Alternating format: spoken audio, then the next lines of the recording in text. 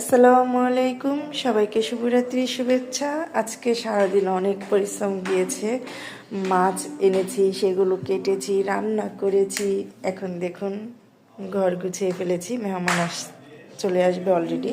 এখন রাতের 10টার উপরে বাজে। আর আমি কী কী রান্না করেছি দেখুন। এখানে গরু মাংসটা কিন্তু অলরেডি জমে গেছে, কিচ্ছু করার নেই। এখানে টক রান্না করেছি এবং এখানে মুরগি মাংস সিমের বিচি দিয়ে রান্না করেছি। আমি সব কিছু গুছিয়ে নিয়েছি দেখুন, সব গুছিয়ে নিয়েছি।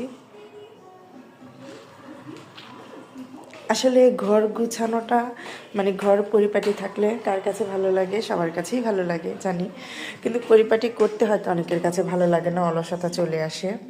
এখানে আমার বাইং মাছ রান্না হয়েছে, আর এখানে সিম দিয়ে আলু দিয়ে মূলা দিয়ে ভাজি হয়েছে।